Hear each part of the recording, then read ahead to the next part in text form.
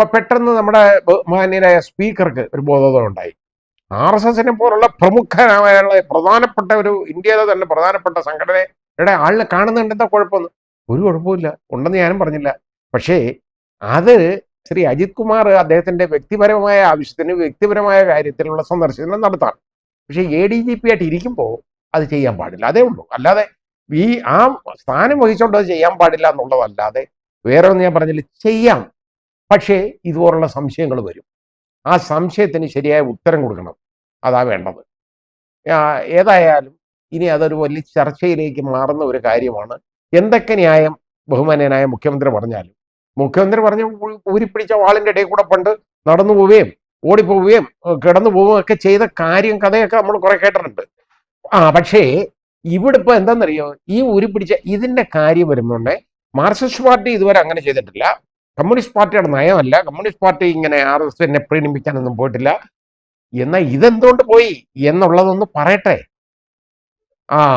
അപ്പൊ ഇത് മോളുടെ, അതായത് അദ്ദേഹത്തിന്റെ മകളുടെ അഴിമതി ആരോപണത്തെ കുറിച്ചുള്ള അന്വേഷണം വന്നു. പ്രശ്നം വന്ന് കണ്ടു കഴിഞ്ഞപ്പോൾ ED അന്വേഷണം ഇപ്പോൾ വന്നു. ED അങ്ങനെ ചെയ്തുകള ഇങ്ങനെ ചെയ്തുകള എന്നൊക്കെ പറഞ്ഞു. കേസിന് ഇവിടെ കൊടുത്തു, തള്ളിപ്പോയി. നേരെ അവിടെ കൊണ്ടുവന്ന് ബാംഗ്ലൂർ കൊണ്ടു കൊടുത്തു, അതും തോറ്റുപോയി. ഇതെല്ലാം ആയി കഴിഞ്ഞപ്പോഴത്തേക്ക് അവസാനം ഉള്ള നീക്കുപോക്കാണ് ഇത് നടന്നിരിക്കുന്നത്.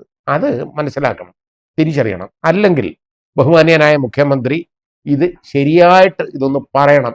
എന്തിന് പോയി, എന്തായിരുന്നു കാര്യം എന്നുള്ളത് പറയണം. അതുപോലെ തന്നെ ഒന്നുമില്ലാതിരുന്ന് ഈ ആഭ്യന്തര വകുപ്പ് ഒരു കാരണവശാലും ഈ പൂരത്തിന്റെ കാര്യങ്ങളിൽ ഇടപെടാതിരുന്ന ആഭ്യന്തര വകുപ്പിലെ ഉയർന്ന ഉദ്യോഗസ്ഥർ എന്തുകൊണ്ട് ഈ പൂരം കലക്കുന്നതിന് അവരൊരു നിമിത്തമായി മാറി എന്നുള്ളതിൻ്റെ ഒരു കാര്യം പറയണം.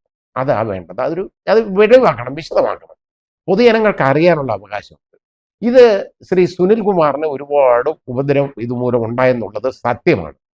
കാരണം ഈ പൂരം എന്ന് പറയുന്നത് തൃശ്ശൂർക്കാരുടെ ഒരു വികാരമാണ്. അത് ആ രീതിയിൽ ഉള്ളപ്പോൾ അത് ഒരു കാരണവശാലും ഇങ്ങനെ ഈ ഒരു ഇടപാട് പാടില്ലായിരുന്നു. അതൊക്കെ വളരെ ഒരു വിശുദ്ധമായ ഇടപാടെന്ന് പറഞ്ഞാൽ യഥാർത്ഥത്തിൽ അത് കൂടുതൽ ഒരു മതപരമായ ഒരു നടപടി എന്ന് വേണം പറയാൻ. അതല്ലാതെ ജനങ്ങളെ കാണിപ്പിക്കാൻ മാത്രമല്ല, രണ്ട് ഭഗവതിമാര് തമ്മിലുള്ള മുഖാമുഖം ഉള്ള സന്ദർശനം ആണ്.